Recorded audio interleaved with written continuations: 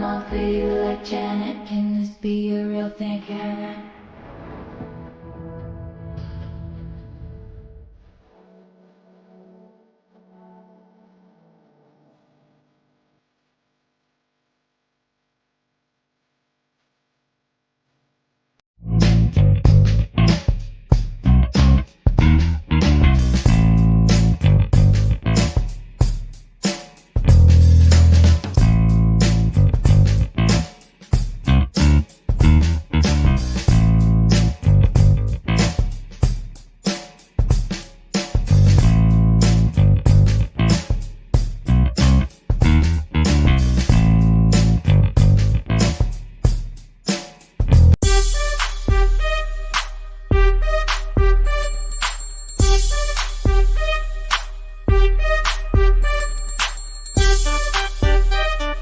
The following program is rated TV MA-LSV. It contains strong language, sexual situations, and violence. It is intended only for mature audiences. Hello, hello, hello. Welcome to the shit show. Thank you guys for joining me tonight. How was you guys' holiday? How'd it go for you? Blissfully without alcohol. How was yours, Ruben? It was fine. Oh, actually, the holiday was actually pretty eventful per se. Haya wanted to do a live stream, so we had a live stream on Awesome. yesterday. And in fact, she basically said, "I'm going to invite my entire family to see this live stream." So her entire family watched the live stream. Awesome. So were they in the chat talking to you and stuff too? No, I got actually a text message after the fact. So interesting. Good. Yeah, her Now mother they texted. understand a little bit about what you're doing. Yes, exactly.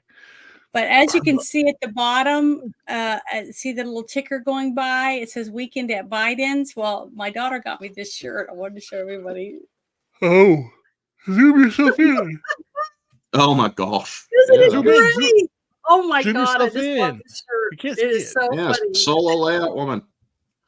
Yeah, solo yourself. I thought So it was great. I thought it was She really doesn't funny. know how to do that, apparently. What? What was it? What's supposed to do?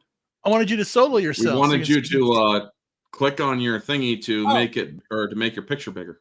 Oh, by So you can myself. But now look, see, I'm wearing shorts because it is summer, and I'm wearing. Yeah, but make yourself bigger. No, we My, were talking about making your profile. Oh bigger. no, it's all right. Hey, we You can love see the it. we love the I leg thought you shot. just wanted to but- see my whole self. That's what solo bit. Sorry. Oh well, I gave everybody we more love than the, they needed. Hey, we're not But I complaining. love these shoes. They're really great. But so I want to say hi to everybody in the chat. Let's see. Low Spec, thank you for coming. Baby girl, hi. Jackie Blue, thank you so much. Papa Cotton, thank you so much for coming back to say hi to everybody. You were at the puppet show. I'm trying to remember which one was that. Is that Floral Under a Rock? Something like that. Probably. Yeah, I've been on their show once a while back. It's fun. They're fun. They're good people. I really like them. But today I wanted to start the show with this funny little presentation. So hold on, let me. This is why men need to educate themselves in the complexities of women. Yeah, no man. Okay, if a woman comes and sits next to you and she has a bowl and it looks yummy, don't eat it. If you don't know what it is, do not sample. Let me see. So oh my God, you word things so well. Okay, here we go. Don't sample this. There we go. Here we go. Watch. What are you doing? See his reaction? Yeah. Now look.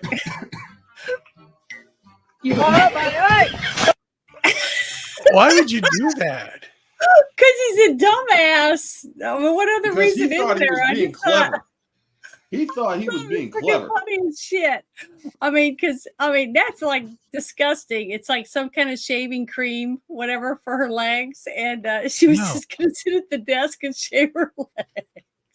How did you, Ruben Thomas? But that's what he gets because he sneakily grabs it and just takes a sample, and he's like going, like because it tastes like, like shit, and he got what he deserved. So remember, if that is Nair, if that's Nair, his tongue is gonna burn.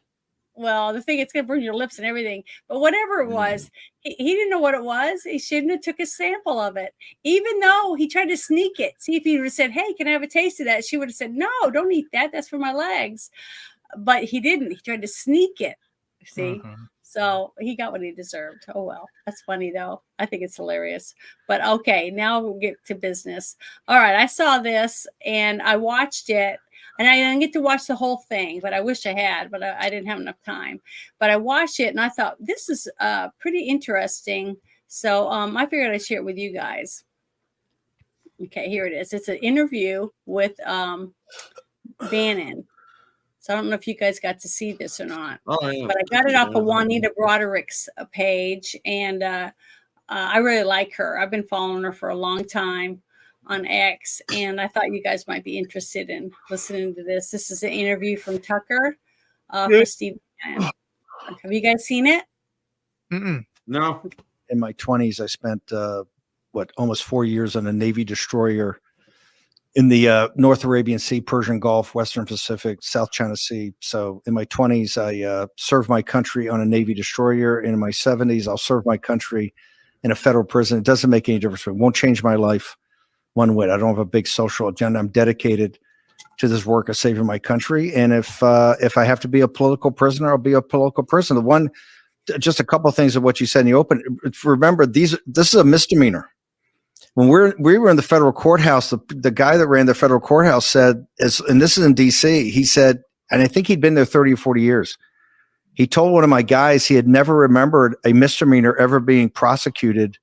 He says they're so backed up with felonies, and that's why half the three-quarters of felonies get settled out of court. They just don't. There's no time.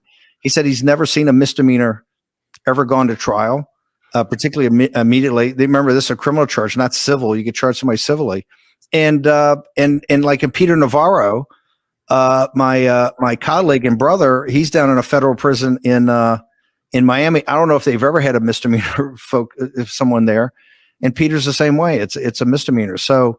They did this. Remember, President Trump invoked executive privilege, sent my lawyer a letter on advice of counsel. My lawyer told me flat out, executive privilege has been exerted. So you just stand down and he would handle that. I don't hold grudges against which way people vote. I understand what's going on here as you do. I mean, this is an illegitimate regime of neo-Marxists. From the Justice Department to the FBI, the Wall Street crowd, you can see this everywhere in our society, the attacks on the family, and they play for keeps. And I'm so glad that in the Alex Joneses and the Tucker Carlsons, and particularly since you've had the opportunity to leave Fox, ourselves and so many others now understand that this is a war to the knife, right? We have to win this. If we don't win this, this country is going to devolve into some kind of neo-Marxist totalitarian regime, of which it's pretty far down the road right now. That's why I don't fear going to prison. Right. I know it's going to take my voice off. The war is still going to go on. And I keep saying it's next man up. You can't lean on Trump. You can't lean on Tucker. You can't lean on Bannon. You can't lean on Alex Jones. This is a populist revolt.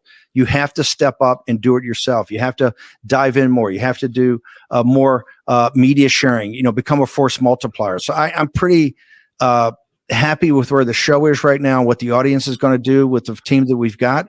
But it's clearly they're playing Smash Mouth. And I just think we have to wake up, and the Jim Bankses of the world and the Jim Jordans and the Speaker Johnsons. You have to understand we're in a political war, in an information war, and you got to start fighting like you're in a war. I mean, I have to say, and I'm not trying to rub it in or make you feel bad, but if you just take 3 steps back, the fact that they're putting people in prison, men in their 70s, you and Navarro, but others, lots of others, people in prison for defying them politically. I mean, that is not the country that we grew up in. Do you ever sort of wonder where you are? Okay, I'm going to pause it for a second. So what do you guys think about this? Now that you've gotten this perspective from where he's sitting, you know what I mean? He's not a person that was the president. Okay. So this is another person that's being politically prosecuted simply because he doesn't agree with this administration. Okay. So how many more? We got all the January 6 people still sitting in jail for misdemeanors, basically. And now you have him, and he's been sentenced. And there's someone else. I don't remember the other guy's name. I'm sorry. That was been sentenced already too. Do you guys remember who it was? Peter Navarro. Yeah. Okay, that's fine. They did say his name. I'm sorry, but this could be you and I, because they don't like what I got my channel taken down for 3 weeks because I played something about the Surgeon General of Florida, and they didn't like it. So they pointed the finger at me, and said, "Get her the fuck off." See, basically, they crucified me for 3 weeks for my point of view, for my opinion as an American citizen. And that's exactly what's happening to him. Right. And they want to do it to Trump, and they want to do it to anyone else that doesn't agree with them. So I don't understand why everyone in every state isn't saying out with signs, making phone calls and emails, calling every governor, senator, any representative or whatever. Because the media complex and the military media industrial complex, Hollywood, is all pointing to the narrative that Bannon, Navarro, Trump, myself, and others are against what's going on. If I say something that it's not, I say it's not true. It is true. It's going to come off as it's no longer about opinion.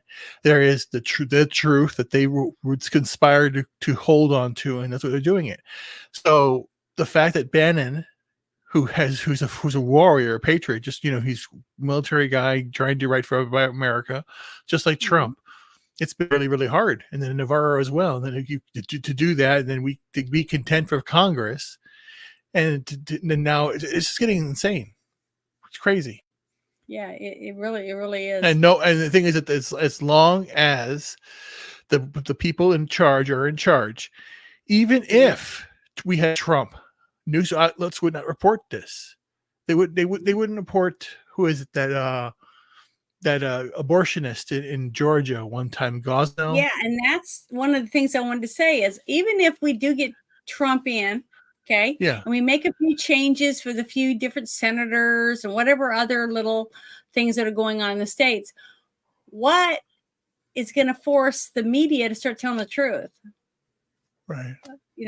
After the fact, starting in January, when Trump, or I hope, takes office, is sworn in, who's going to hold the media accountable to tell the truth about this shit?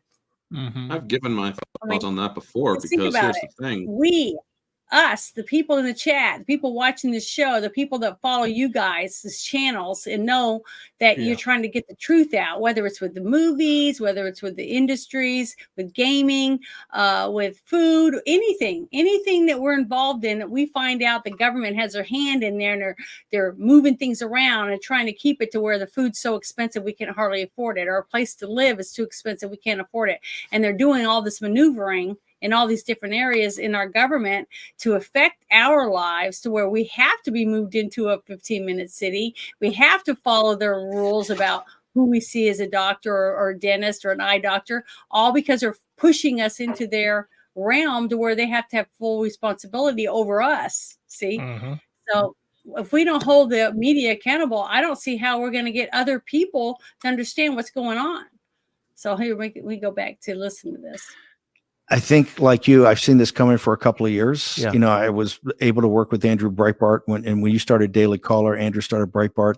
I think at the time we had an inkling when Obama said fundamentally transform the United States. I think we had an inkling with Holder and these guys, but it took really President Trump as kind of someone of people that could rally around to understand that the managed decline of our country was more than just happy, more than just a campaign slogan. It's real.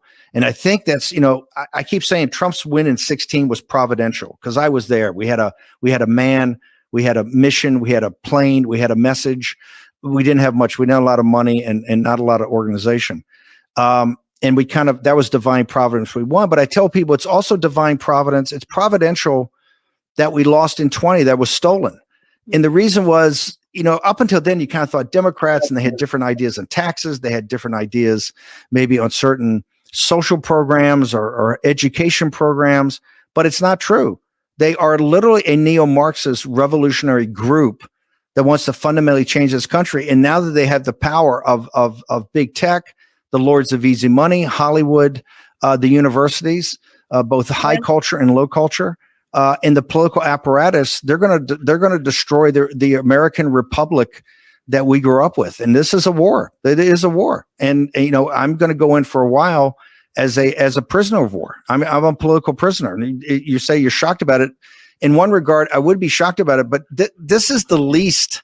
They want to put Trump in prison for hundreds of years. They want to destroy one of the greatest Americans in our country, Rudy Giuliani. I mean, bankrupt him, destroy him. They're playing smash mouth. The Republicans don't even conceive of that. That's why in this Trump movement, when we start talking about Judgment Day is 5 November and Accountability Day is after President Trump takes his hand off the King James Bible at high noon on the 20th of January, 2025. McCabe's on TV every other night. McComey's on TV all the time. This is so terrible. We're having conversations. We may have to leave the country.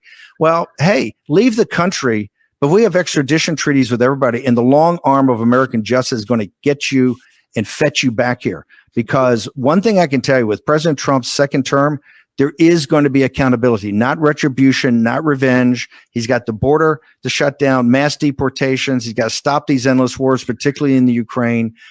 He's got to stop the madness of the spending and how we finance this government, which is out of control and caused inflation.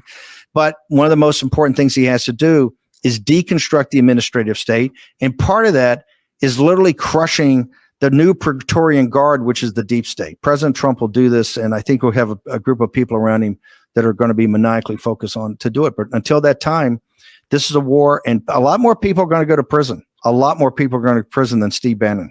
Yep. I tell the men and women on my team, it's time to step up. It's like at Normandy, we just commemorated the 80th anniversary. The people on the first wave, half of them didn't get up to the bulwark on the beach. They were gone. It was next man up. The only reason they got off that beach is next man up. American history is built upon next man up. You can leave. You're going to lose your best people. You're going to lose your good people. You lose the people in leadership. You'll lose the people at the front of the phalanx. You got to pick up the armor. You got to pick up the spear and do it yourself. This is going to be a very good exercise for us. I got to tell people, and I say it all the time, you can't lean. There's too much pressure on Trump. You can't lean on Trump all the time. You can't lean on Tucker Carlson. You can't lean on Alex Jones, Steve Bannon, who named 20, 50, 30, 40, James O'Keefe. You can't lean on them. You have to step up and do it yourself. That's what a populist revolt's about. And what they think is that's an old school model. If I can take out Trump, if I can take out Tucker, if I can take out Rudy, if I can take out Alex Jones, if I can take out Steve Bannon and cause the rest of them to all be worried about being debanked and deplatformed and spin their wheels there, they win. This is going to be a challenge to show if we win. President Trump, Donald J. Trump on the 11th of January, if you think it's over the top that Steve Bannon for misdemeanors is going to a federal prison, Donald Trump, a guy that gave us 4 years of peace and prosperity, or at least 3 years of peace and prosperity before we got hit with a Chinese bioweapon, he's going to be sentenced to years at Rikers Island. Now, they're going to defer it or give him home arrest or make him a supplicant to Judge Merchant so that he can go, campaign to a limited degree. But they're in a court in New York State are going to sentence a man who is president of the United States and gave us 3 of the best years of any president in this republic's history, sentence him to prison on a case that's actually 10 times bigger joke than mine is. So don't think that if they come for Trump and sentence Trump to prison with the billions he has and the contacts he has and the fact that he's been commander in chief and president and pretty damn successful, they can come for anybody. You don't think they can put anybody in prison? And right now, if you see what's happening in New York State and California and some of these states and cities, the great cities like Chicago, with what they have running those cities, the folks they got running it, you better be prepared. There's going to be a lot more people than Donald Trump and Steve Bannon go to prison unless we stop it now. And that's why when you have people like John Yoo and Andy McCarthy, particularly John Yoo, who's no fan of President Trump and certainly not MAGA, when a guy like that is as smart as that and reason, when he comes out in National Review, which is also not, as you know, a big Trump supporting, big MAGA supporting magazine, when he comes out and literally lays out, says we have a constitutional duty, attorney generals and DAs in the House to get in these Democrats' face and start indicting people. He says, if we don't do that, the balance of the Constitution will be totally gone. We're going to lose the country. So when a guy like John Yoo, and then backed up by Andy McCarthy, when those guys are saying that over at National Review, you realize we've hit a tripwire. July 1st, hey, I served my country on a Navy ship. I'll serve my country as a political prisoner in a federal prison for a misdemeanor. I don't bat one eye. Whatever it takes to win this revolution, we got to do. Okay, I'm going to pause it again. Because when I was watching this, all I was thinking about was the things I've been hearing about them building these FEMA camps, right? They're saying it's FEMA camps, but what if they're for us? Right. What if they're for all the people that have said they're not going to vote for Biden? Okay, just think about that. What if they start coming I am thinking and about it, rounding people up to take it? Wait a minute. And then they send you to trial, and they have their little trial. Let's say you go through the camp, you get stripped down, they take all your shit, they put it in a locker or whatever, and then they put you in this outfit or whatever, they roll you in, and then you go up before a judge, and they say all the crimes that are against you, and then they say guilty, and then they say firing squad, and then they take you in the back and they just shoot you. Where in the Constitution, or who's fighting for the Constitution, or who's upholding the Constitution as of today, besides our SCOTUS that just ruled, right? They're not following it. They're not listening. Our They haven't military. released the January 6th people. But the thing is, what's going to stop them from doing that? Who's going to stop Us. them? That's right. Obviously. That's exactly what I just put in the chat, is that we're it, people. Just like what he's saying. We can't wait for Trump. We can't wait for anyone else to say, okay, we got to do this, because Trump stood up there January 6th and he said, don't be violent. Don't do this. Don't do that. But they still blamed him for it. They still made a mock, fake insurrection that not one person has been tried and convicted of. Not one person has been tried and convicted of insurrection. But what do I hear every day? Insurrection. Insurrection, insurrection, insurrection, insurrection, insurrection. Everybody, every channel is singing that shit, and it's a lie. But where is the people fighting back saying that's fucking lies?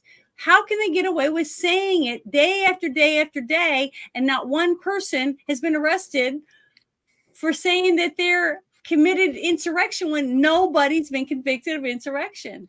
So how is that legal? How is that upholding the Constitution? Now I'll shut up. I'll let Aaron Chat go. Here's the thing. When it comes to being president and whatnot, if, say, I was president, one thing I would do is I would look at or I would ask the Supreme Court, does the freedom of press cover corporate media? Meaning, does it cover the rights to have them be claimed as media if they start acting outside of a corporate body and start acting as a governmental branch, or not branch, but a governmental arm of a governmental branch? Meaning, because we all have seen how CNN has only just started being more objective with their media. I mean, yes, there are still those with a lot of bias, but and most of them still have their bias, but they're not, they can't, or they've already put taken the genie out of the lamp. They can't put it back in. So, but the problem is, I would ask them, do I have no choice but to let this White House press, or to let the media into my press corps? Or can I simply say, you're allowed in, I don't have to call on you? And I would tell them flat out. That's how I would say it. It's like, we are going to make a statement. You all are not going to like this. And you could try suing us. It won't work. You are entitled to report however you see fit. However, you are not entitled to have your questions answered simply because you ask them. We are going to give you reports for you to report on. You can ask your questions, or you can raise your hands to have your questions asked. We will not call on you. Not until you, for one, do a few things that you should have been doing for years, such as stop lying to the people. Your job is to inform the people. Your job is not to lie to them or indoctrinate them. You have been lying to them about the whole democracy thing. Yeah. We had that talk, I believe, last week and plus a while back, Yeah. where this woman was saying, oh, our government is a democracy. It was founded by the founding fathers. And it's like, bitch, you are perverting history to the point where, honestly, I would consider it treason and I would have you arrested because you are maliciously abusing a constitutional right. Now, yes, that is within your right to do so. However, when you are using it as a weapon, which this media is doing, there should be safeguards. I'm sorry, folks. Yes, I am a constitutionalist, but I also do believe that the Constitution was not created for it to be abused and misused maliciously. Well, the thing is look at what's going on with all these people that are getting arrested, right? And put in jail. They're nitpicking where they're saying they broke the law, okay, because they spoke out against this Right. regime or whatever you want to call it. I know, but that's the thing. Is it, think about it. In less than 8 years, we have went from my opinion is versus your opinion to we have here is what the truth is, and you're racist or you're evil. That's that or misinformation, and this is everything that's going on now. So essentially, like the perfect example right now is we all know we were all laughed at the media who right after Biden's horrific performance were basically saying, "Oh my God, what's wrong? What's wrong with him?" We already knew he was already like an idiot. And then they're saying, "Oh, he had a cold, he had this, he had that." That's the narrative. Excuse me, that's the narrative now. That's lies he's telling currently. But no, but the biggest lie he's saying right now is that CNN didn't fact check Trump, and Trump lied 28 times. So that is all you hear now from the hive mind. That Trump lied, CNN got bamboozled by Trump. They didn't fact check him, and he lied 28 times. And that's all they'll hear. And again, no substance, no nothing. Not on what he lied about, not just that he lied. That's it. Because they don't need evidence. Okay. They can say whatever they want. That's it. It's what they say, not what's truth. Okay. Correct. And they need to be challenged. And that is why you have to have somebody with balls to challenge them, because it's not the people that's in office right now. I don't see hardly, I mean, honestly, there's like 5 Republicans that I've even seen speak out. And these are people that were voted in. Where's all the other people? I know. Where are the people we voted in to protect us from these people? Where are they? See, they're not protecting us. So see, even though they haven't pulled a gun on me, and even though they haven't arrested me or anything, they stood by and watched me be assaulted. They where's my be bludgeoned to death basically by my government and did nothing. So to me, they should all go to prison for the ones that just stood around and didn't do their job. And every single person that stood up and said, "This is bullshit," and then they were reprimanded by Congress or whoever because they were speaking out. Okay. Well, that's all the thing. Of those people should be pardoned or whatever, you know. Yeah, that's the thing. That's the thing. Navarro, Stone, Bannon here, Trump, like Giuliani. Giuliani. And, any of them. Yeah. They've lost, see, and all the people, January 6 people, they lost everything. They lost their homes, their cars, their jobs. Yep. They've lost everything. So how do you give that back? How do you give someone back 3 years of their life and everything they've worked hard for? Because if they came and took their houses, repoed their house, what happened to all their pictures, all their things their kids made them when kindergarten, their drawings that were given to them, the photographs, all the things, the personal items that belong to these people? What happens to all that? Yeah. See, that's the best way to do it. You can't get that back. no matter how much, I don't care if you gave me $1 billion, it doesn't give me back what I lost in my family, all the things that I earned and worked hard for, the things that you can't purchase. You can't get those back because they were stripped away with the constitutional rights they took from me. See, that's how I'm looking at all these people. Okay. Yep. And if we did all these things to anyone on the left, we would probably already been in front of a firing squad, honestly.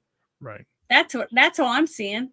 Right. That's kind of this is why I'm saying bullshit. This is why I'm saying the way that the left is so terrified of Trump being elected means that they know that if he's elected, they're going to be exposed for what they've done completely. But they don't think what they're doing right now is exposing them? No, they don't think that. They know. See? I think that they do know, and that's why they're going to do anything to keep but them. They don't. But they've lost credibility with some people, not everybody. Yeah, think about it. True, but their ratings have tanked, and they have lost a lot of money. What was it? What was the thing? They said 33% of people believe that Biden won the debate. 33% of people think Biden won the debate. That's 1/3 of the people are just completely lost. They're gone. Yeah. So that's what I'm saying. You'll never get that. You'll never reach those people. You're right. You won't. And here's the thing. Biden recently did a thing where he's like, I had one bad day, but I am not going to leave this race. I am going to beat Trump again in 2020. And then you had all these fucking SEALs clap about it. And it's like, you guys do realize he just gaffed again. Yeah, they don't care. They're paid shills. Right. Well, okay, I'm going to get back to this. Also communicate with my team and other people on the outside within prison regulations, whatever those regulations are. So I'll be fully occupied. I work, I'm proud to work 18 hours a day. I have nothing else in my life going on except this, so it won't stop. And we'll just continue to press on. I've told my team there can't be one drop in quality. There can't be one drop in audience participation or impact. And so it's on my team to do it. And I'll hopefully be in communication with those guys, but I'm very confident we build a team up here that will continue on. Like I tell them, it's next man up. You don't know if Tucker Carlson is going to be there tomorrow or you're going to be rounded up. Yeah. You don't know if President Trump's going to be by the way, they could remand him to Rikers that afternoon. I think it'd be incredibly foolish. And obviously a stretch even for those crazies, but Trump could be remanded to prison that afternoon. In fact, if you look at Tish James and Rachel Maddow and those people that we'll all investigate when we take power as their participation in this. If you look at Weissman, those guys, they want him remanded on the afternoon of July 11th. They don't want him to go to the Republican convention, stand on that stage and before the world take the nomination that was so hard fought for and really stand up and get it on with Biden one-on-one, which I think right now this thing will be a blowout. So no, they're playing smash. Look at Rudy Giuliani, one of the greatest mayors we've ever had, one of the greatest Americans, and just an amazing guy. To bankrupt him, they want to jail him. I think he's got sentences out there potential of 30 or 40, 50 years. Tina Peters, a Gold Star mother from Colorado. I think she's looking at prison time on multiple felonies of, I think, 20 or 30 years. The 75-year-old grandmother they just put in prison last week, gave her 2 years in ill health at 75 years old, gave her 2 years in a federal prison. So these people won't stop at anything. Whether you're a religious, right now you're a religious individual, whether you go to a traditional Catholic mass, church, and that in Richmond, the FBI, the Richmond office, that was the church my parents started, that they started looking at. My parents were very devout Catholics, and as soon as they were able to start a Latin mass back in the 70s in the diocese, they took a couple of the priests out of the monastery and they formed a Latin mass. That was one of the churches that was the one that gave the guys in the Richmond field office, because it's a very traditional, very blue collar. Tons of kids going to the military, go to the academies, but really enlist in the Marine Corps and the Navy and the Army. And that's what the FBI is going after. They're saying that they're building political extremists, that this is where extremism is coming from. your government has turned against you, not our country, the government. This illegitimate regime has taken over the apparatus of the United States government and is enforcing dictatorial power. And we have to stand up for it, just like the revolutionary generation stood up to the dictatorial power of the crown and people like the British East India Company. What they hate most is Christianity, for sure. Well, you're a brave and magnanimous man. And so God bless you. Good luck. That once said, Okay. give me liberty or give me death. Mm-hmm. I live by that. The second anybody tries arresting me for something I did not do, or simply for not going along with what the government says, meaning if they do engage in anything that is unconstitutional, I can automatically defy that by actual lawful right. You ever hear the law of the land? Anything in any law that is in direct conflict with our Constitution is automatically null and void. Now, people say, well, you got to go to court to challenge that and whatnot. No, honestly, you don't. Honestly, you don't. Because do you think they were doing all that shit during the original revolution? During or after the Constitution was written? No. You think they were doing, or you think they said, if you're trying to violate my rights, I'm going to take you to court? No. They're going to say, get off my fucking lawn, or this will happen, or that will happen. And the same will apply with me. If they try to come and arrest me simply because I did not go along with a governmental agenda, or they can try to arrest me. I'll take out as many as I can before they get me, because they will have to kill me.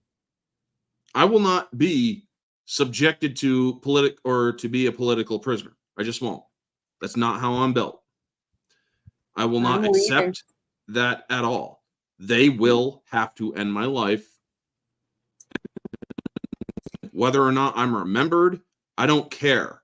The only thing the only thing that matters is I stood up for what was right. Well, see, I think they know that. Okay. See, that's what I was going to say is they know already simply by what we say every day on social media, and what signs we have in our yard, what political affiliation we have. They know. So they know that you, me, and a whole bunch of others are not going to go down without a fight. And so they're going to try to take us out any way they can before there is a fight. You see what I mean? So whether it's by taking out our power grid, taking our water from us, taking down a bridge to where we can't get enough food for everyone, so that we riot in the streets because we're hungry and we're fighting because the stores are empty. That's what I was saying last year when I was talking to you about it, about why I thought we might not have an election, is because they're fixing it to where we're going to take each other out, because whatever's left after the riots and the burnings and all the other stuff, that's when the government will be able to come in, because there won't be fewer of us. There's going to be less of us to have to worry about, because they're going to have all their thugs doing all their dirty work for them. And they'll just say, well, thank you guys for doing it. We'll give you some extra breadcrumbs, whatever. When a government acts in a terroristic fashion, that government has truly become null and void. Meaning there is only one proper response, and that is to destroy said government. Yeah, I know I'm on a list. I've already had my channel taken down. We have every single legal right to destroy it. Yes, even with violence. No offense, I do not. Or now, don't get me wrong, folks. I'm not going to be the one to lead a fucking charge at all. I don't think anybody here is either. I know my limitations. I am not a fucking leader. Yeah, and many times I've said that I will be dead on my front porch, because I'm not going to give in. I'm not going to quit. I'm not going to hand over everything I've earned and worked hard for, as if I know hundreds and hundreds of people that I know and I've spoken to. I don't know a million, but I I mean, know hundreds of people myself. No, I'm talking about people I actually have talked to that are going to do the same thing. But here's the thing. So, a lot of these idiots on the media love to say, oh, January 6th was an insurrection. Do you really think, people in the media, do you really think Democrats and all of them, do you honestly think that if we staged an insurrection, that if conservatives, Republicans, what have you, if we honestly wanted to stage an insurrection, do you think we would have failed? No. yeah, but do you think we would have went there wouldn't without have. a shit ton of guns? That's the one Exactly. thing I We tell would have people. had a I fucking said, armed revolt. nobody had guns. Why would Exactly. a bunch of gun-loving, This was a fucking setup. It was a fucking setup with people paid show fucking up for an shells. insurrection with no weapons? I mean, And there is the honestly, footage, that's ridiculous. Mhm. folks. There is the footage of Antifa folks coming in, going behind certain doors, and freaking changing into their freaking black shit. Do not freaking believe the shit that is coming from the media. January 6th was a Democrat freaking operation. Nancy Pelosi is on tape confessing to her responsibility for January 6th. Yeah, I saw that video. But yeah, so the thing is, I wanted to show that because yes, the Supreme Court did rule and make a few changes and things for the January 6th people and for Trump. Okay, and that's why I wanted to play this next part, because I think it's important, because I don't think a lot of people have gotten to see it. So hold on, I gotta let's see which one is it? Ends with 840. So hold on. I think it's this one. Okay. Let me push pause. It always starts as soon as I open it. Okay. This was a post by Mike Davis, and I watched the video and I thought it was pretty good. It says, one of the major fallouts from this immunity ruling is the Supreme Court correctly held that you can't gather and use evidence of a president's eternal deliberations on his official acts, because that would chill his office acts, of course. And that's exactly the evidence that Alvin Bragg and Matthew, I can't pronounce his last name, Colin Inglo, and Judge Juan Merchant used in the bogus show trial in Manhattan against President Trump. Oh, Michello or whatever. Colin Jello. Colin Jello. Call in Jello. Call in Jello. Yeah, there get Jello on the phone. Colin Jello. Okay. All right. Then it says, it looks like his New York case was stopped in its tracks. At minimum, Judge Merchant will have to declare a mistrial due to the induction of evidence the Supreme Court just ruled they can't use. Yet another victory, okay, against lawfare. So I wanted to play this video because I think it's really, really good, and it helps explain a lot of the stuff even someone like me could understand. So here we go. To Jim Jordan and any of the commentary there, the issues at stake, or you can riff on your own on the court cases, take it wherever you will. So one of the major fallouts of this recent Supreme Court presidential immunity case is the Supreme Court correctly held that you can't gather and use evidence of the president's internal deliberations on his official acts, because that would chill his official acts. And guess what? That's exactly the evidence that Alvin Bragg and Matthew Colangelo and Judge Juan Merchant used in the bogus show trial in New York. And so, along with many, many other reasons that for this case getting reversed on appeal, it looks like this Trump presidential immunity case has stopped that New York case in its tracks, where I think Judge Merchant is at a minimum going to have to declare a mistrial, because they introduced evidence that the Supreme Court just said they're not allowed to introduce because it interferes with the official duties of the president of the United States and has a chilling effect on the ability of the president to do his job if he has to explain his internal decision-making process to Congress or courts. So you could see a mistrial here. They just delayed the July 11th sentencing. Maybe this Judge Merchan's finally coming to his senses, and maybe he should understand that he's going to face a criminal probe, or he should face a criminal probe under the Trump 47 Justice Department for his for being part of a criminal conspiracy to violate President Trump's constitutional rights, which is a very serious federal civil rights felony, 18 U.S.C. 241 and 242. And judges are not immune. Nobody's above the law, as they say on the Democrat side. Well, judges are certainly not above the law when they're conspiring with a Soros-funded Manhattan DA Alvin Bragg and an Obama and Biden senior political appointee Matthew Colangelo to violate Trump's constitutional rights. And they're doing this while Judge Merchan's adult daughter, Lauren Merchan, is lining her pockets, raising millions of dollars off this unprecedented case. Judge Merchan clearly should have recused, must have recused under New York statute, and instead he retaliated against Trump. This whole house of cards, this whole Biden Democrat lawfare and election interference house of cards is collapsing, and collapsing fast. Good. Hey, Mike, go over that one more time. The highest level argument for us non-lawyers. You just said something that, now I get it, but I didn't have it in my head. So we're talking about the immunity case. Yeah. And then you said it's up on appeal. It's on appeal, which is a key.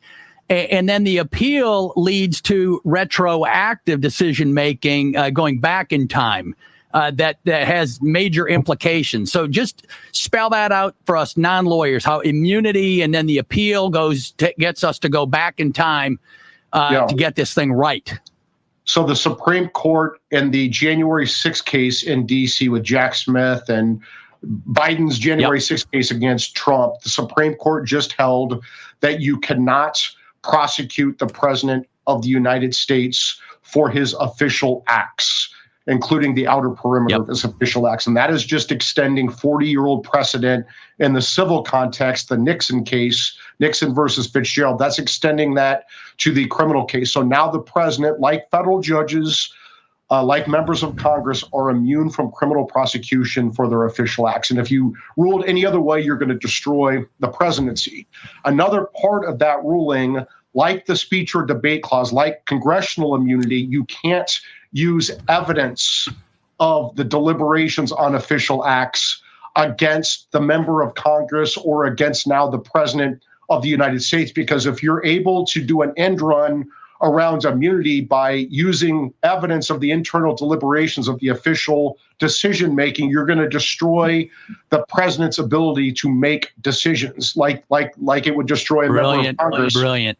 So what happened was perfect. Alvin Bragg used evidence of the president's internal decision making in the New York trial. That is going to be reversible error, clearly reversible error. It's going to stop that case in its tracks because you're dealing with immunity. That case now could be toast, just like the January 6th case, and just like Big Fanny's case. We're going to. All right. The thing is that I can't believe any of that was even able to be in court. You know what I'm saying?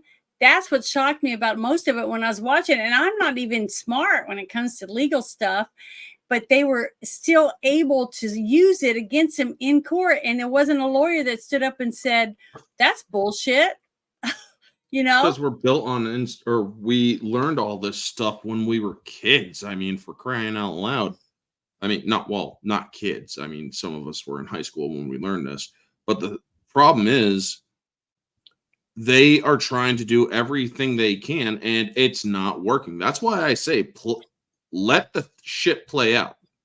But let the shit play out, working, because then you have established precedent. A shit ton of money, and people like Giuliani are bankrupt now, and he's lost his license in the state of New York. How do we, as American citizens, punish all these people that have dragged all these people through court and all the money? See, that's what I'm saying. Once this is cleaned up and they get all this stuff thrown out, New York and California are going to come and say, we need a bailout. And that is when the federal government can tell them, we're going to have to pay them. Nope.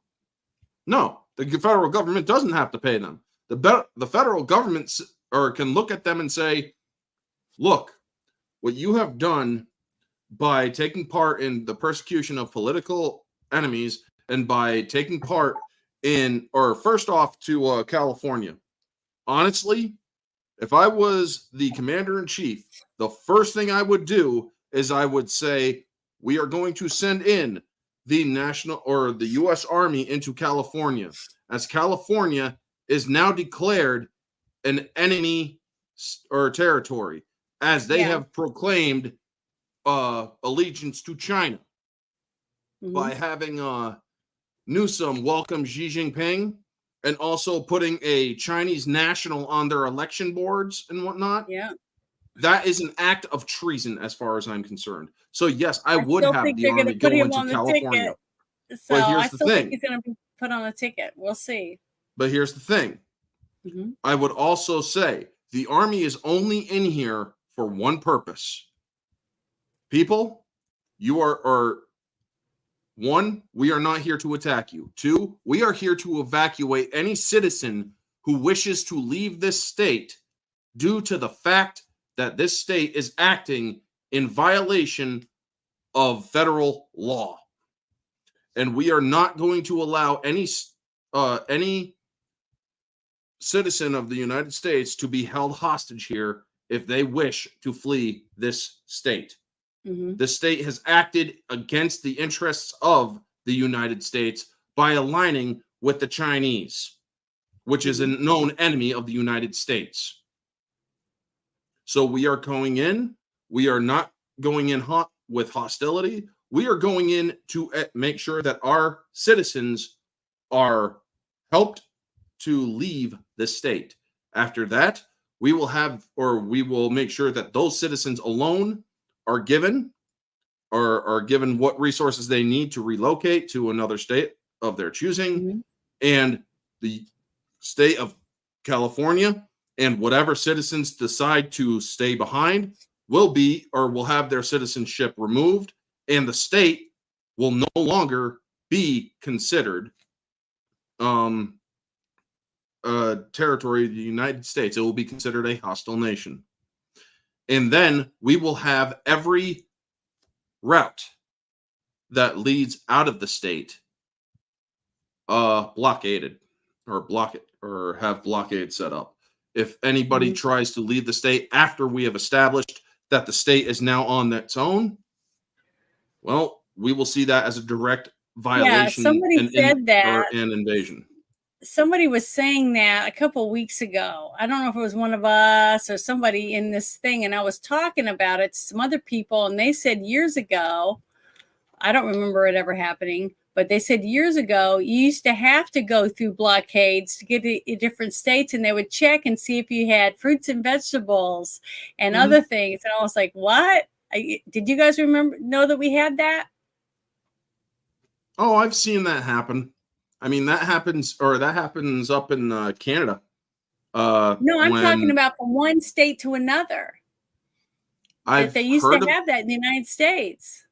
So, Ruben, do you know what I'm talking about? My brother might be able to answer that if I give him a call. If anybody in the chat and knows what I'm talking about, I don't know who it was that said it. I think it might have been in a space, but we were talking about it. I've only done that, when going from Mexico, United States, or Canada, Hawaii. But no, this was from you're going from one state to another, and you weren't allowed to take certain fruits and vegetables in, and you had to have paperwork and some other stuff. I don't know what it was for, but I didn't get a chance to look. I know, but I don't remember what it was. But I was like, that was in the United States. Yeah. So I would like to know who the president was and stuff like that. I think it's interesting because what law were they using to be able to do that? To be able to stop you from being able to freely travel from one state to another. I was shocked when I heard. I was like, "What? You're full of shit." I didn't believe them, but they were saying, "No, that's true." So, if anybody knows anything about that, I'd really appreciate it if you guys are in the chat and know anything about it, because I just thought it was so interesting when I heard about it. Because I thought what we're going through right now is pretty much the worst thing that's ever happened, about taking our rights away. But the thought of driving to go see a friend in Texas, or from Texas, let's say, to Arizona and Nevada, because I have relatives in Nevada, that I have to stop at the different state lines and be frisked or whatever. California, I do believe has states like that.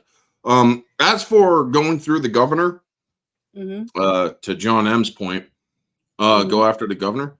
He would be or we would first go in and we would also tell him, you are being stripped of any governmental access that you have. You are no longer a federal politician. You are now a member of an enemy state. You have no right or authority to stop any citizen who wants to leave the state. They said they have checkpoints still. What do they stop and ask at the checkpoint in California? What are they asking people? Is it a checkpoint to check for drugs, booze? I'm interested. It says, here's Snowjanet one. rules on some fruits and some good thing. Fruits and vegetables is a good More thing because of various bugs. Oh, you think that's what it was for? It might have been, because I remember they were looking through our trunk one time, but that was in Mexico. But I guess that's normal when you go through the border. But that could be it.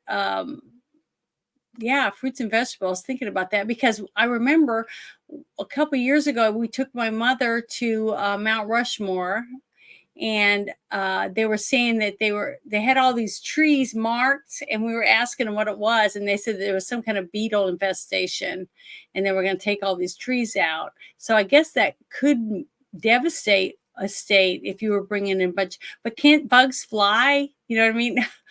Migration, sure. So I don't know. That's what I'm trying to figure out. So what? Migration, sure. But all right. Well, then to John M's point, then yes, state troopers and National Guard, I guess, would have to be used. What about sheriffs? Sheriffs are instituted by the by governorship. So I do believe. So what does that mean? I don't know that much on that bit or on the because see, the National Guard can only be called in your state if you ask. If the governor from your state asks to have the National Guard brought in, because the federal government doesn't have the right to take federal employees basically and rush into your state to control the people, unless the governor asks for it. Right? One thing I would also look up if I was president was declaring a state of emergency due to the fact that we are invaded, or through invasion, or because of purpose of invasion. We have been invaded due to California's shifting allegiance to China. Yeah. If there is an emergency clause act in which emergency powers are or can be enacted, I'd submit to Congress and I would tell them. I think that it is fair to say that this state has not pledged its allegiance to our nation, and therefore I am asking your permission to declare a state of emergency in which our military can protect our country from a possible threat. I mean, I would obviously not just go in willy-nilly. I mean, yes, I know that that's how it seemed. I said it would, but I would actually investigate the legal avenues of doing it before I went the emergency route, is what I'm saying now that I'm thinking it a little bit further through. Because yes, I do think on the fly. So it's better to think things through, folks, honestly.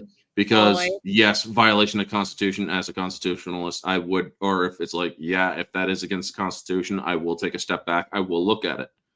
And I would seek a person who is a little bit more versed in Constitution. Yes, I can look it up and whatnot. Federal government can't take over a state. The federal government may not be able to take over a state, but I'm pretty sure there is something along the lines of they can make sure that a state does not pose a threat to the to the rest of the other states. It is not the fact that they are taking over a state. It is that they are relieving a state of its statehood. I mean, if the federal government can claim eminent domain, I'm pretty sure that there's something about a statewide eminent domain. How they can only say that on some property, and it has to be federally owned land, right? True. That they I don't can't know. just go onto your property. Just say your dad or your grandpa gave you 300 acres that was in the family for so long or whatever. The state could take your property from you if you don't pay personal property taxes on it, right? But the federal government can't come in and take your property, but the state could. Isn't that the way that most of the states work? Well, John M., he's saying that it would be secession. And the thing is, I wonder if a federal secession is actually legal. That's what I said. It'd be interesting to find out. Because some state of this stuff. secessions or states can secede. I've never had to think about it because I never thought anything like this would ever happen. You see what I mean? I never thought the federal government would ever do what it's doing right now to American citizens, like with January 6th. Bannon said it's not the federal government; it's actors in the federal government that are doing it. Yeah, I know, but we don't see. You had the three branches of government. I thought we had one overseeing the other and the other one making sure the other one was doing their stuff. You know, it was a balance. This is what I always felt growing up. But now we're to a point where we have people that are put in jail without any charges yet. They don't even know what the charges are for a year, over a year for some of them. And they sit in jail in Washington, D.C., now they're there for 3 years. They've lost their jobs. They've lost their homes. They've lost their vehicles. Lots of them have gotten divorced because they weren't around. Okay. Their kids are growing up without even knowing what they look like anymore. All this happening to them, and none of them were even arrested for or put in jail for insurrection. These are all misdemeanors. Okay. And not any of our other branches of government aren't standing up saying you can't do that. It's against the Constitution. Remember, every week you would say something, they can't do that because it's the Constitution. You've got the Constitution. We got the Constitution. But the Constitution is only any good if there's someone to back it. If we don't have anyone that comes out of the woodwork and says, fuck you, that's against the Constitution and get the fuck out of the way, you can't do that shit. When we have that, then I'll believe, wow, the Constitution is worth something. We have a government that's fighting for it. But where is everyone? That's what I don't understand. Where are the people fighting for them? What? When I have used or it goes without, I'm actually going to have to point this out in private chat because I can't exactly say it on. Okay, that's fine. Put it in the private chat for me so I'll quit asking it because I'm just wondering where these people are. Another thing is, if I was actually president, and I believe Trump should do this as well, I would actually ask the Supreme Court to rule on something, whether or not the Declaration of Independence is a living document and can be also, and I would also push a proposal to Congress to to codify the Declaration of Independence as a law. Because as a federal and I would also seek to have state governors codify the Declaration of Independence as a state law and actually use its text as a law or as laws. Because if they do, I will tell you in a second, or if they do that, we have every right for any means necessary removal of political positions that have violated our Constitution, meaning we don't have to seek it through court. They are, because as that one line, when a long train of abuses and usurpations line in the Declaration reduce themselves to under absolute despotism, it is their right, it is their duty to throw off such government and provide future or security, or provide future guards for their future security. I know I'm butchering the freaking Declaration of Independence, folks, but essentially it means when something is wrong, the people have a responsibility that is automatically granted to them to do something about that wrong that has been done.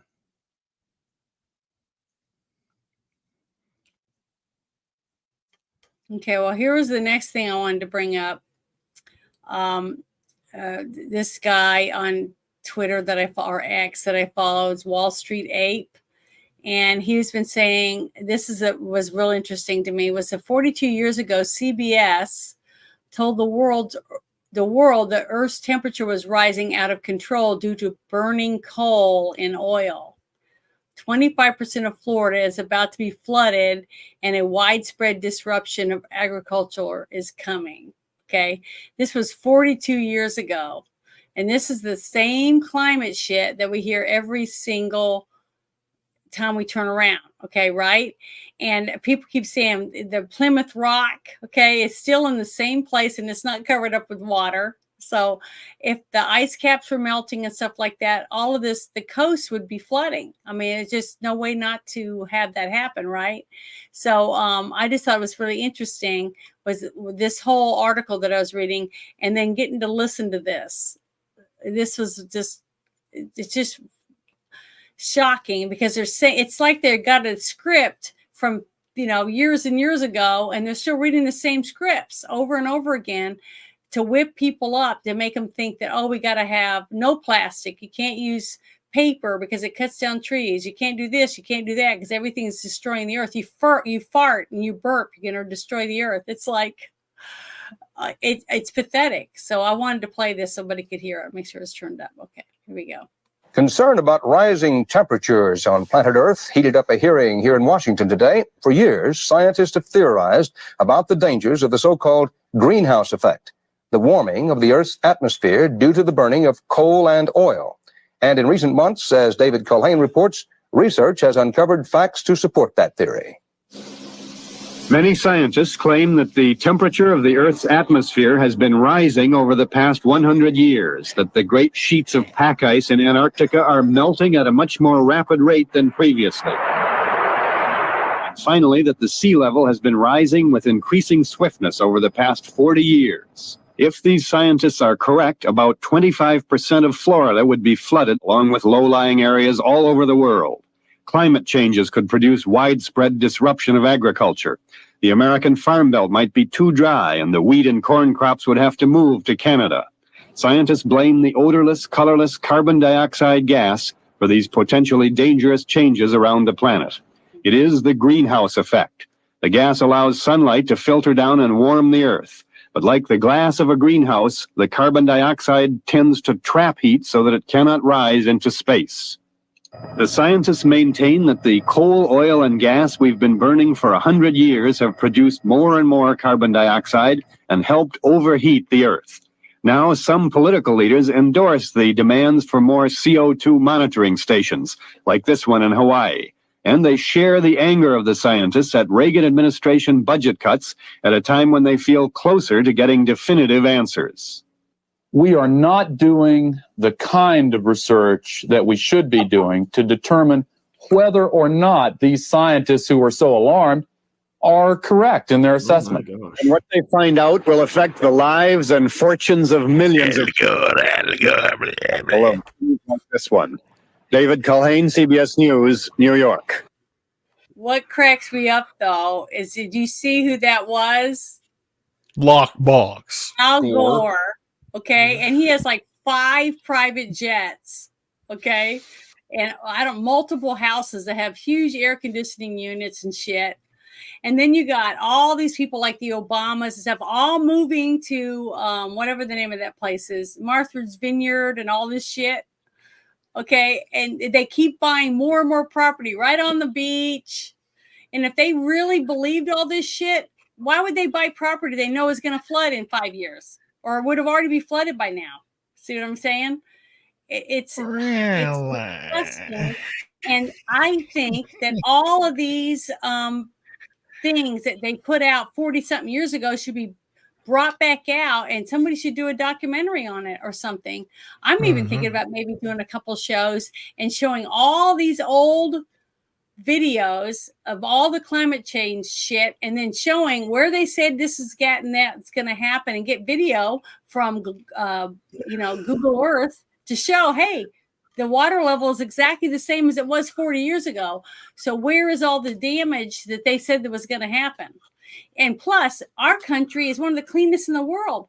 Get on Google Earth and go look at some of the rivers and stuff in India, okay?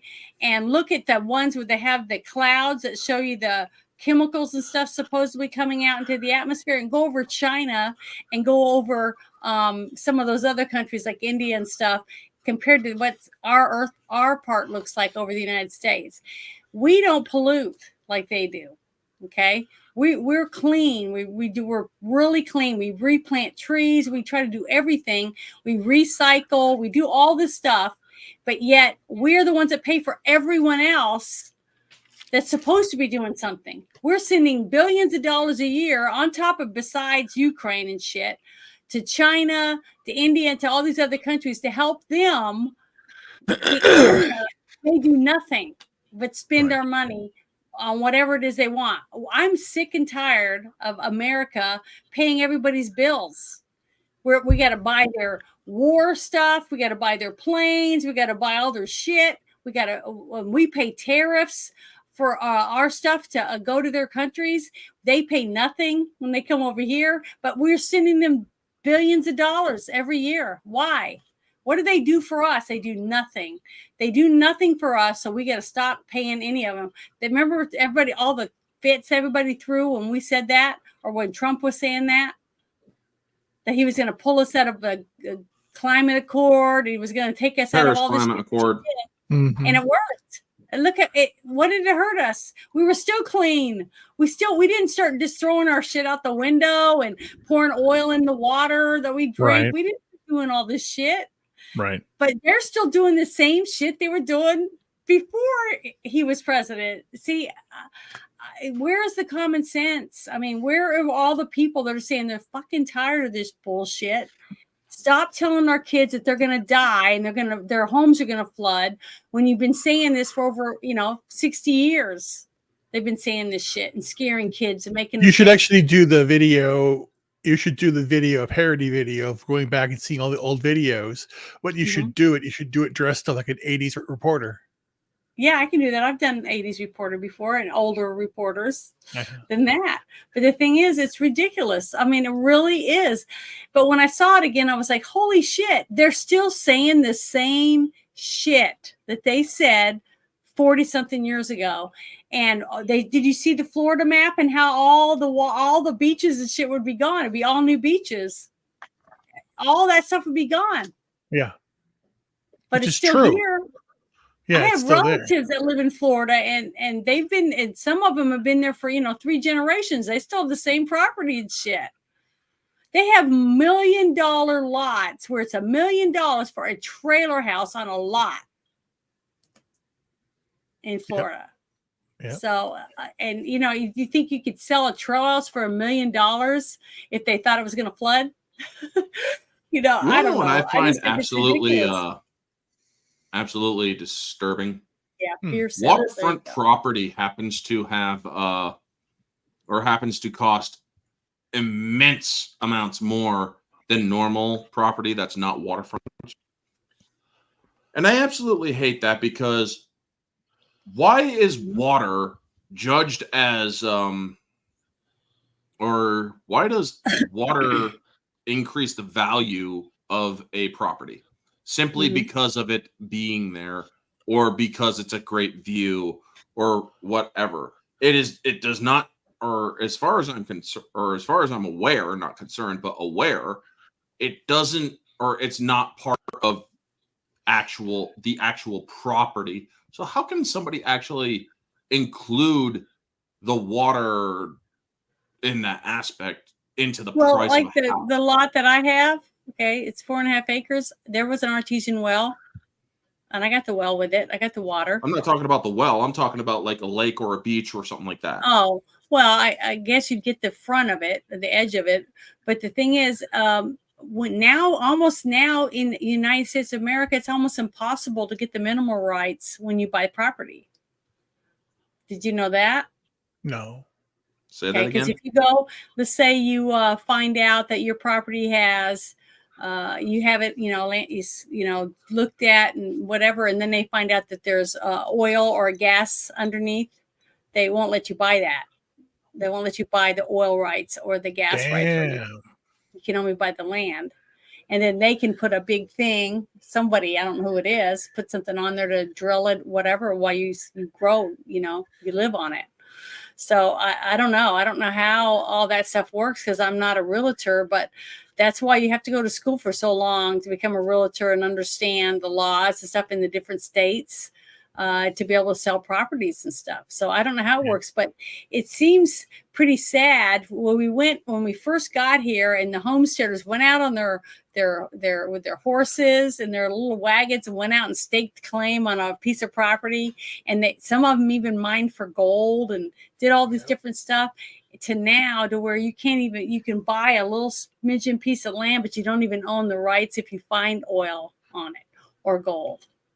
You can't even keep the shit. Heck, you get arrested now if they found out you buy a plot of land and you go out and you find arrowheads or a fox on it, of a dinosaur or something like that. You can get arrested if you don't turn it all over to the government. So, they've slowly over time, the government has just taken away our rights. It's crazy. And it's up to us to and make changes in your state and take our government away from the federal government and bring it back to the states. Once we do that, then we'll start seeing changes. I mean, I got a governor now that's starting to do that. She went out and said, China can't buy property. We're not going to let anyone from China, any corporation from China or anything, come here and buy land. That's not going to. So, and she took the land away from some people. I don't know who it was, some company from China, and told them to get the fuck out. So it can happen if you have enough people and you back your governors and the people in office that are trying to fight for your state. But until we do that, I don't see how we're supposed to be able to protect ourselves or get our rights back away from the federal government. Our states have to start fighting back and saying, F you, we're not complying. Just like, with Title IX or any of these other things that this fucked up government that we have right now has been trying to shove down our throats. Right. So until we do that, I don't see how we're going to make any changes. Well, the next thing I wanted to bring up, I thought was pretty fun. It was a cute thing. It was on Tucker. Another thing on Tucker. Yeah, I know. I got a lot of that stuff. But I just thought it was great. So I wanted to see if anybody's seen it. It's an upbeat thing because, some upbeat things can happen on the shit show. But I wanted everybody to see this. I'll make sure it's turned up. It's Kid Rock, and he's hanging out with Tucker. No, it's still part of the property. I don't have the interior road system done yet. The centerpiece is a version of the White House he's built on a hill overlooking the rest of Nashville. It's enormous. What? Can you make it bigger? No, it's already big. Interior design, been dreaming it up for 20 years. Got to leave your mark somehow, right? This is insane.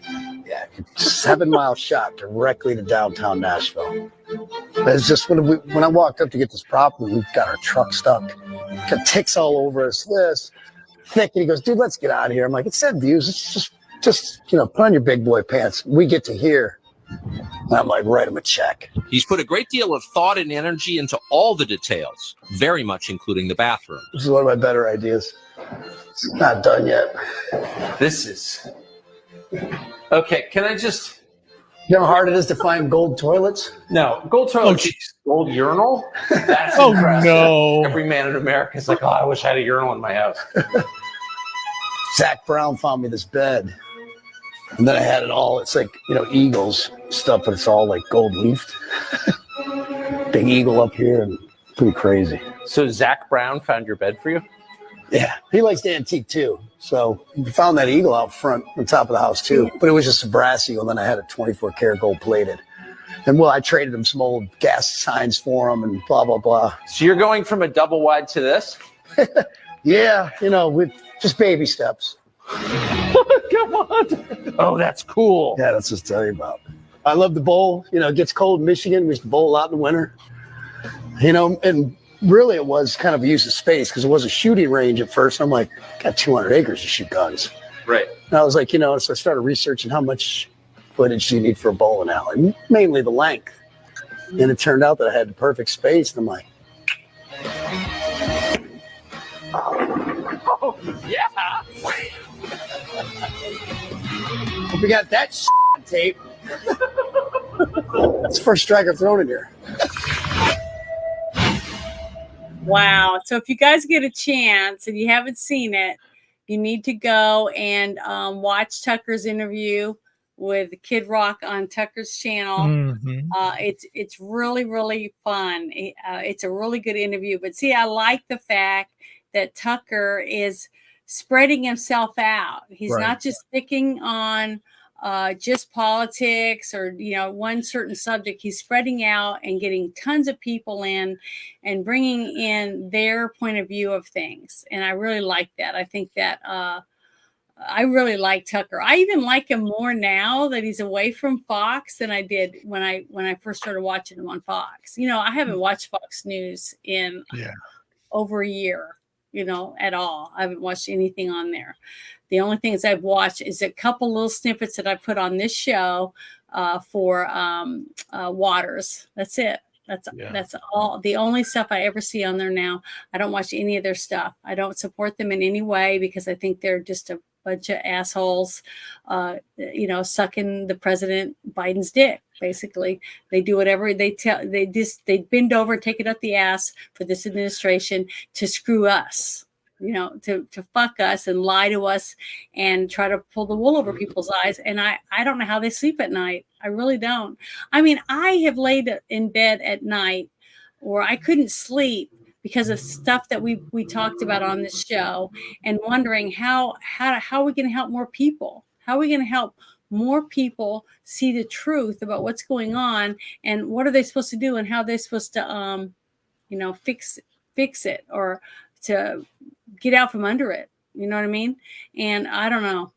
It just tears me up. I don't know how we're supposed to help our country. When we're not even allowed to tell the truth. That's all I've tried to do. I've tried to back every single thing we've ever talked about on this show with links, interviews, all kinds of stuff. Okay. And I still got my channel taken down for 3 weeks because I did an interview with the Florida Surgeon General. And it was his interview they said was medical and misinformation. And I just still can't get over that. I still cannot understand how YouTube would do that. Yeah, YouTube has every right to say that I'm full of shit and that they don't like anything I say. But guess what? That's exactly what they're doing to Biden. That's why all these people are going to jail, because that woman was praying in front of an abortion clinic and they put her in jail for 2 years. She's going to jail for 2 years. She's in her 70s because she was praying in front of an abortion clinic. That's where we are. That's what the Nazis did. They stand in the street and call you and I Nazis because we believe in America first. I didn't say I voted for Trump. I like Ben Carson. And I've said that from day one. But because I don't agree with them, I'm a Nazi when they're the ones using Nazi tactics on us, trying to shut us up, making us watch propaganda over and over and over again with all these fucking lying media outlets that say stuff like democracy, democracy, democracy, democracy, democracy, democracy. And every single channel, it's like they got the exact same script. They're all reading it. And we're all sitting listening to all their shit, just lapping it up. Yum, yum, yum. I like my shit when it's covered with democracy. It's I know what you mean. I'm playing. It's so sickening. It makes me so angry, and and the only ones that care are us. It seems like I don't know what to do. I don't know what to do different. But I've gone, where I could barely sleep at night, worrying about people and about the people that are sitting there at home thinking and trusting their government when their government's screwing them left and right, and they don't even know. They still don't know. Just like you said, what was it? 33% of people said they thought Biden won the debate. Because the reason they think that is because they were told by that same station, Trump lied 27 times. Right. See, that's why. That's why they don't know the truth, because they're not allowed to be told the truth, because these people are kissing the government's ass for whatever reason. And I hope to God they're getting paid so much money, because so when they turn around and try to throw all them in prison and take what they believe, what they said, and all the things they've earned away from them, because they feel like it, that they have enough money to pay for all the lawyers they're going to need to keep them from going to prison. See what I mean? But it's not, money's not enough, you know. I don't know how they live with themselves. I really don't. But is there anything you want to say about it, Orange Hat, about what I just said? Nope. You agree with everything I just said? Potentially, yes. You're reading? I am not reading. I am attending to something. Okay, well, that was basically everything I had that I wanted to talk about today, because that was the stuff that I thought was most important, and that was the fact that what the ruling came out with the SCOTUS, and the fact that we're being lied to every minute of the day from our media outlets. And if you don't, and what's sad though is I have 4 sisters. 2 of them, besides me, are on this app, but only one other one is on here every day, reading, tweeting, getting information. And that information she gets from this, she goes to other apps and looks things up, and she reads and she shares it in our sister chat. We have a sister chat, and we share. Sandy and I share stuff all the time. And sometimes they comment and sometimes they don't. But guess what? Where they get their news from Fox News and from some of the other news outlets, and that's it. They're not, and they're on Facebook, okay, which I'm not on, because it's fake book is what it is to me. They're all full of shit. They're all liars. They don't tell the truth. They lie, and if you say anything that's factual, they'll kick you off, or they'll take your stuff down, or block it out, or whatever it is that they decide to do, because they don't want you to share facts. They don't want you to share the truth. They want you to share lies and propaganda. That's it. And because of what I'm saying, heck, I might not even have my channel tomorrow. So if you guys come and you try to see my channel tomorrow on my YouTube channel and it's gone, go see me at Janet's Universe on Rumble, because they hate me on YouTube, and I'm not even monetized. It could be another year before I can even get enough view hours to get monetized, because most of my stuff is shorts. You know, I don't do a lot of live streams. But the thing is, when I do the live streams, I do it because I'm trying to share what I think is important information for all of us. You know, all of us on this panel don't even think everything the same. Okay. And what boring a world will we have if we're all like, neat, neat, neat, lockstep, you know, robots? How boring is that? I like the fact that we have different points of view, and that we don't want to see everything the same, exactly the same. But we go about it differently, but we all believe in freedom. We all believe that we should be free to come and go as we please, and to say what we think is right or wrong, and without repercussion. But right now we've got a government that's arresting people and putting them in jail and using fake bullshit to go through court and say, well, you know, our judge says you're guilty, so fuck you. They don't give a fuck whether it's truthful or not, or whether it's even real evidence. It's not. Okay. Just like all these people in January 6th are still sitting in jail, and not one of them's been not one has been convicted of insurrection, but that's what they call it on a daily basis. They call it insurrection, and it isn't. It's not an insurrection. Look up what an insurrection is, and that is not what happened. None of these people have been arrested for that, and none of them had guns ablazing, like you'd think, cannons or whatever they'd need to take over the Capitol. So it Like to I me, said, it's folks, if we wanted to take our nation back, we could do it. January 6th is a false representation or a misrepresentation of our potential. And that's what scares them the most. I think what scares them the most is the fact they know that if we did rise up, they would lose. I really do believe they think that to a degree. Now, there are a few that in the back of their mind, they're the ones that made the comments of, oh, we'll have to leave the country. You know, those people. All those people. And some of them already left. Some of the pedophiles and stuff have already packed their shit and left our country. They're already gone. I hear him talking a big game, but you know what? They say, oh, we're going to leave the country. Then get the fuck out. Miley Cyrus, Whoopi Goldberg, and all those other bitches. If you guys are so fucking worried about Trump and shit, get the fuck out. Renounce your citizenship, go to a different fucking country, and become a citizen there. You know, like Tom Hanks did. Yeah.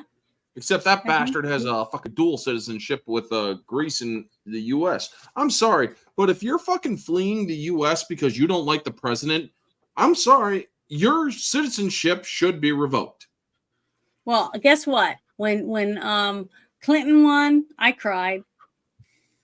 I bawled my eyes out. I was so depressed. I couldn't believe it because everybody was saying, "Oh, I'm voting for the man with the plan."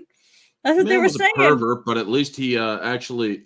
I know, but I'm just saying, emotionally, it was tough on me. And then I cried when Obama won, but I didn't pack my shit and leave. I stayed in the States and I tried to fight for my state. You know, I worked the polls. I cleaned trash up off the streets. I still volunteered and did things the same I did the year before that and the year before that and the year after and the year after.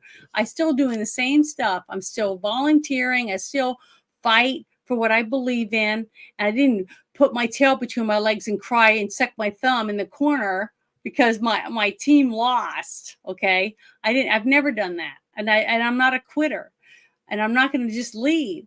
But the thing is, and I didn't, when they tried to make me get the jab, I said, fuck you. I'm not getting it. I'm not taking the shot. You're going to have to put me in jail.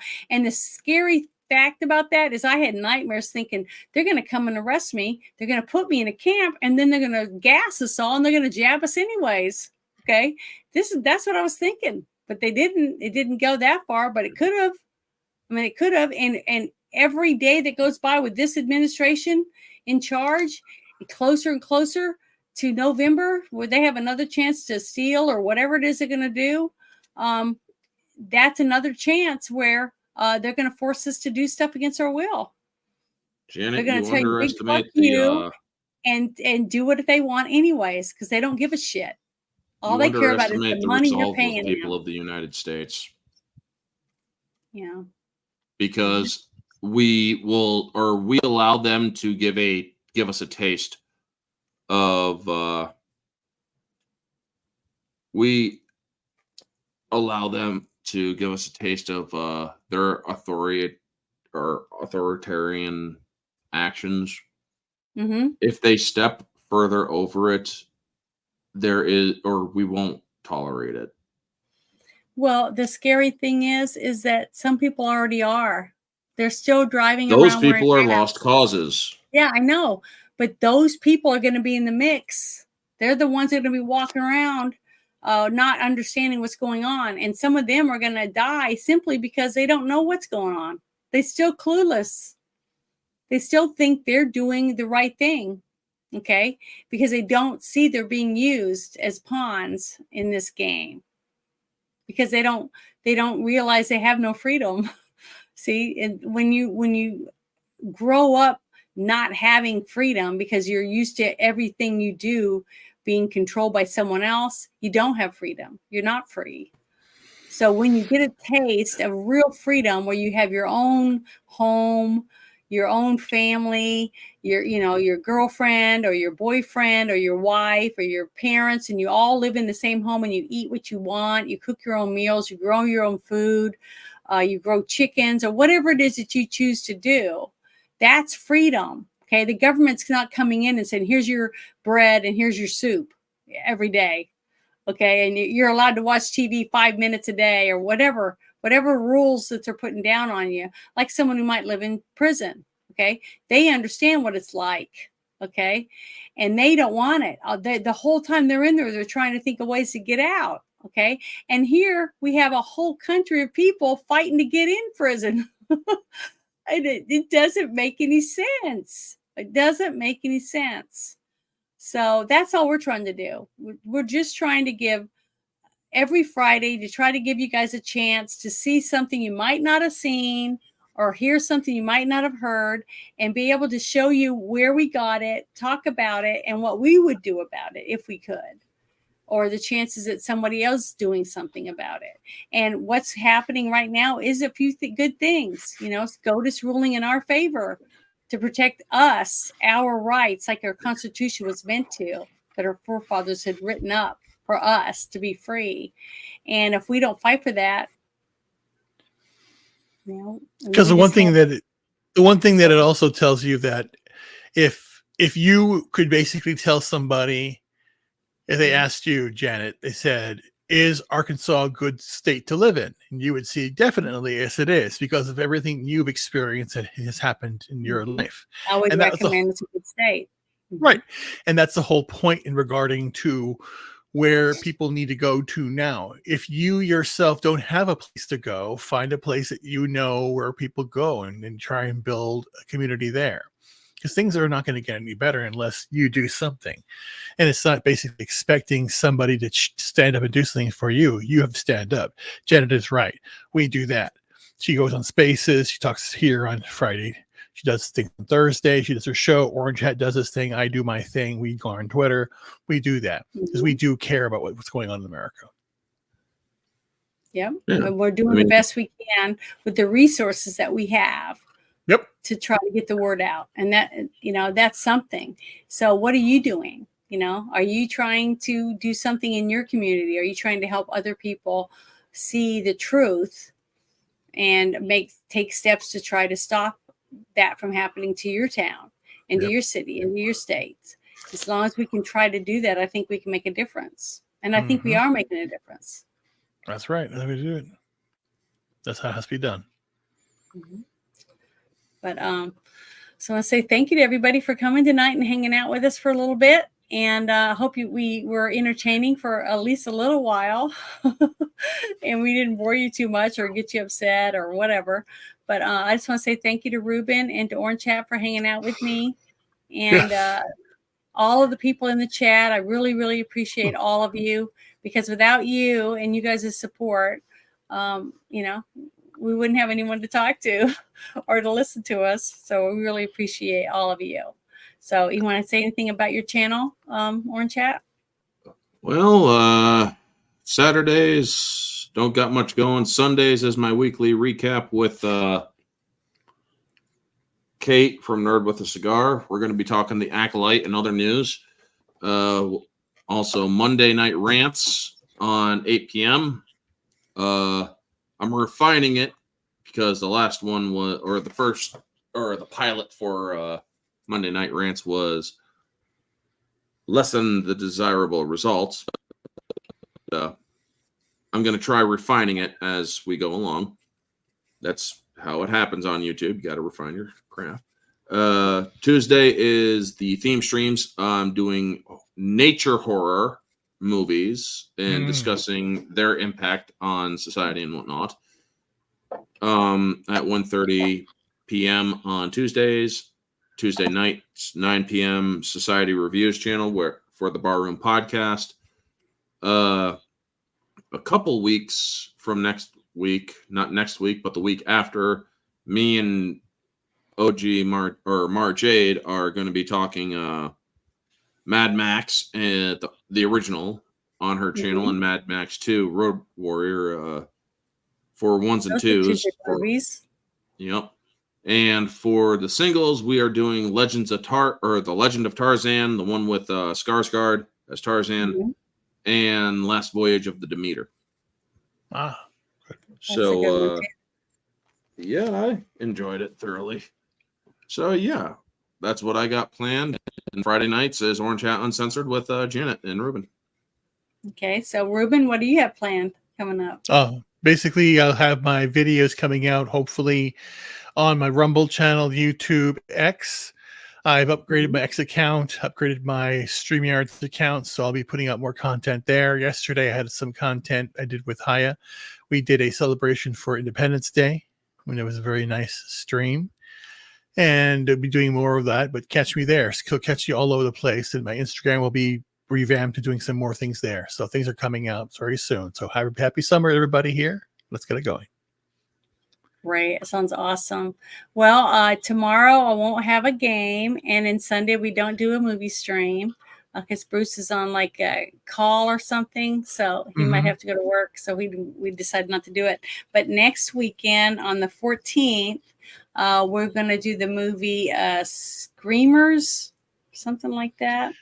Yeah, Screamers. I've never seen it before. So it's going to be a new movie that we'll watch in Bruce's Discord. It came out in like 1995. Scanners? No, not Scanners. No, Screamers. It's called Screamers. Okay.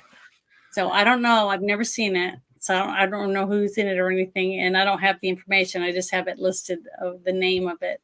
And then that Saturday, I'll be playing, I think it's the Bruce's game.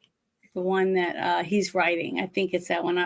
Sometimes I get mixed up, but we'll be playing DD, but I just don't know which one on next Saturday. And then Thursday, I'll have the Thursday night shit show, and then we'll have the Friday night shit show. Thursday night, I think KT, she's a friend of mine on an X.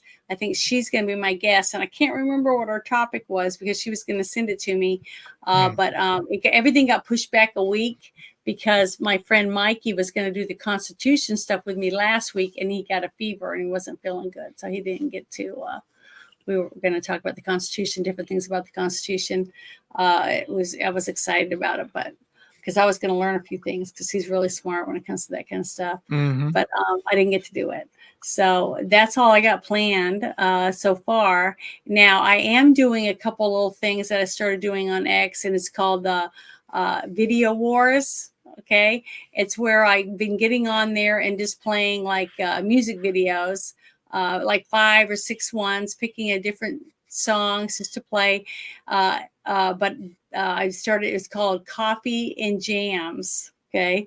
And I do that in the morning. But then I decided to try Video Wars, which I did my first show a couple days ago because there was a gentleman that had said some things to me on X in a space. And I go to a lot of music spaces where, you know, the person say, do you want to hear a song? And I'd pick one. And when I'd pick a song, like I picked a song called like Paradise by Stick Figure or Young the Giant, My Body, you know, different songs like that. And he told me that he was wondering who was influencing me on my music choices. And I was like, I play music. I ask for music that I have on my music list, you know, on my phone because I work out to some of it and I listen to the stuff I listen to. But he thought somebody has to be influencing me because I'm too old to enjoy that kind of music. So I was like, oh, who in the hell are you? You don't even know how old I am. So it was funny. Yeah. So I told him, I want to invite you to do a show with me. And I want you to pick 5 videos. And I'm gonna pick 5 videos. I was there since the first, well, technically the first, well, yeah, the first video ever was on MTV. I was there. I saw it when it played. Were you? Oh, really? Which one was that? Which one was the first one? Do you remember the very first video? What was it? The video Kills Video Star.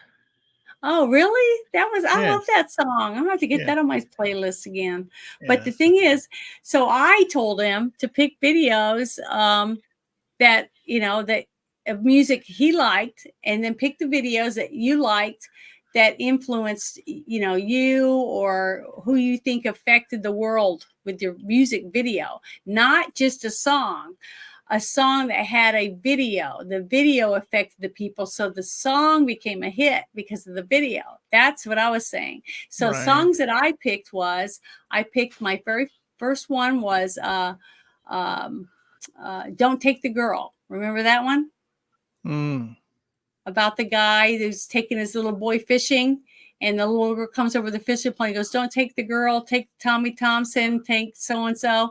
And then he dating her a few years later. He's dating the girl and they get robbed. And he said to the robber, "Take my wallet, take my keys, don't take the girl." And then the next part of it was where she's pregnant, she's about to have her baby, and the doctor comes out and says, "The baby's fine, but mommy's fading fast." And he gets on his knees and he plays to God, "Please don't take the girl." It's a really good song. It's by Trace Atkins or something. I can't remember exactly, but I played that video because to me, it was a really good video, very heartwarming, and it almost made me cry every time I watched it. I just remember being on TV and I loved it. And then I picked the song by Lonely Island, I'm on a Boat. In that one. So I played that. It was fun. I had beach ball and I had water wings on. I had props for all my different videos. And then I did the Thong Song by Cisco. I played that because of the cool video effects, with the black lights, and everything that he did for that video was just really, really good. And then let's see, I'm trying to remember the other. And then I picked Sledgehammer because of the stop motion that they used in the video, because it was iconic. These were to me, these were iconic videos that changed music. It changed TV.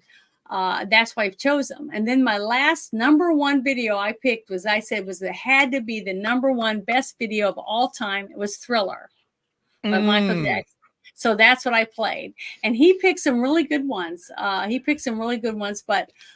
But to me, when he said that he found this one video that day, basically, and I go, well, then that's not a video that influenced you. This is a song that you picked because you thought it was going to be moving to the people or whatever that was going to be watching the video wars. It was different than what I was asking to do. But the thing is, I told the people that were there, don't worry about it, because I don't care if I win or lose. I'm playing what I like.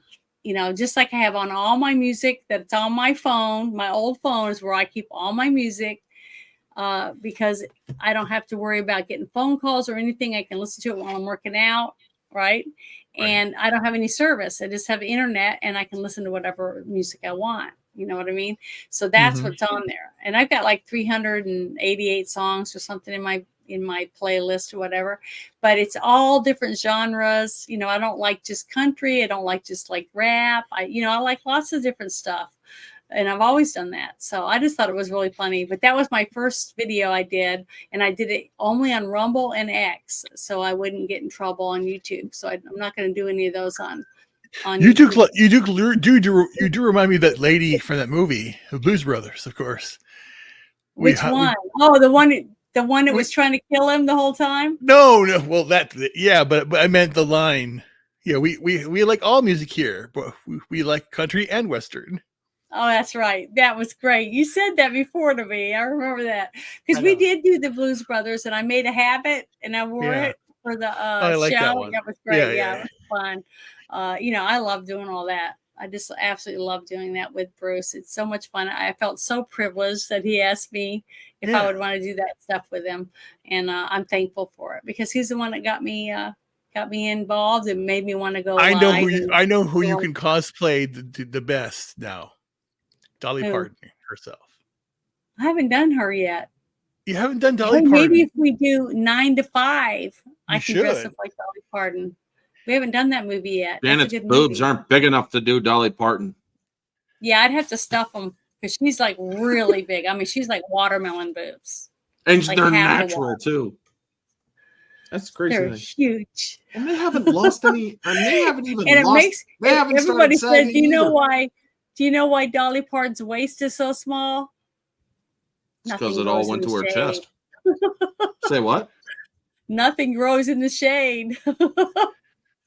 See, I thought that was hilarious. I think my dad's That is the a one that good told one, me yeah. that, but it was funny. It's funny. But I just want to say thank you to everybody for hanging out with us. And I'm sorry I went on a rant, but I couldn't help it. I was telling y'all about that. It was exciting. But you guys have a great weekend and enjoy yourself. Try not to get dehydrated in this heat, and don't get sunburned, because I'm sure it's gonna be nice and sunny and beautiful this weekend. So everybody have a wonderful time, and thank you so much for hanging out with us and choosing our stream to hang out with us. Thank you so much. Bye.